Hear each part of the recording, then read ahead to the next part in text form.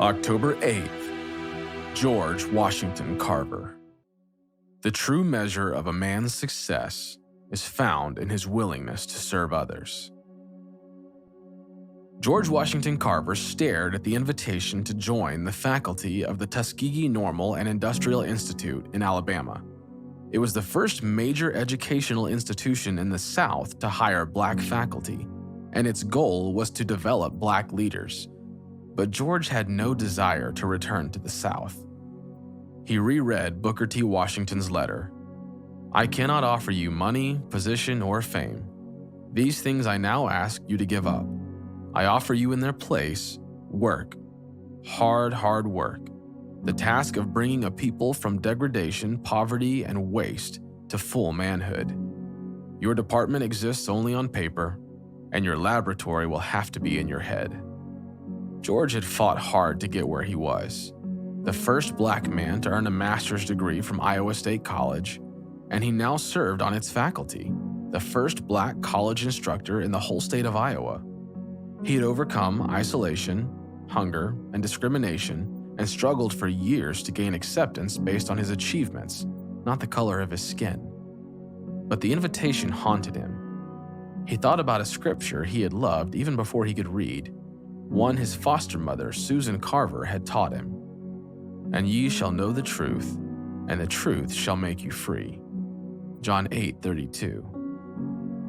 The students of Tuskegee Institute, just one generation from slavery, were technically free, but society and the students' own perceptions held them back.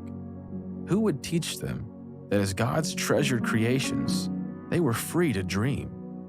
Who saw and encouraged their talents, their curiosity?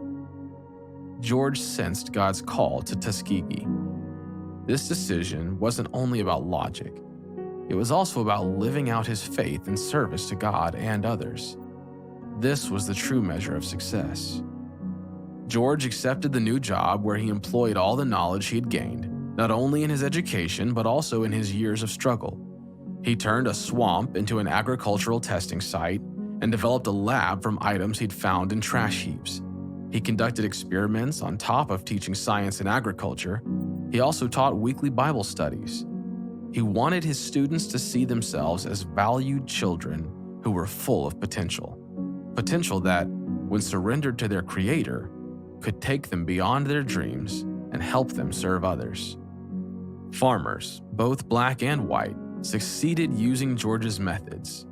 He taught crop rotation and explained that planting sweet potatoes and legumes, like peanuts, would return needed nutrients to worn-out cotton fields. When the farmers didn't know what to do with the peanuts they grew, George developed more than 300 uses for them. When he'd arrived at Tuskegee in 1896, the peanut was not recognized as a U.S. crop. But by 1940, it had become one of the 6 leading crops in the nation. To better serve farmers, George designed a traveling classroom in a wagon so representatives from Tuskegee could go directly to the farms. Though Booker had not promised him fame, fame came to George anyway. By 1905, most people in America and across the world knew the name George Washington Carver. He took Booker's last name for his middle name.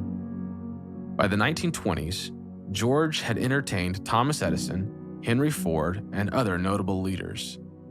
As George's success grew, people sometimes urged him to update his lifestyle, including his wardrobe and living arrangements. But George refused. He told them it didn't matter how much money people had in the bank or what type of automobile they drove. "These mean nothing," he said. "It's simply service that measures success." How do you measure success? The true measure of a man's success is found in his willingness to serve others.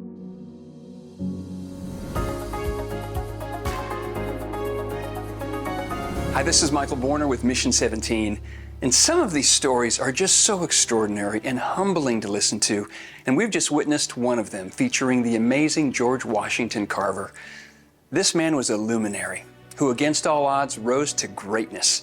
But what made his journey truly unusual was not just his many accomplishments, but the character in which he pursued them. The quote from Carver that really hits home is when he said, "It's not the style of our clothes one wears, neither the kind of automobile one drives, nor the amount of money one has in the bank that counts. It's how we treat people." Oh, and in today's world where we often chase after material wealth and status, let's pause and reflect on Carver's words.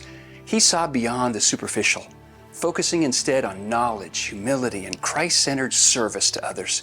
His legacy isn't just the innovations he left behind, but the ethos he embodied. And as we move forward in our own lives, let's challenge ourselves. What truly defines us? Is it the accolades, the possessions, the titles, or is it the compassionate kindness we extend, the wisdom we share, and the difference we make in the lives of others? Let's allow Carver's journey to inspire us to cultivate the true and authentic richness of God's Spirit and purpose inside us. And in the end, our legacy is not what we have, but who we are and the positive impact Christ has made through us.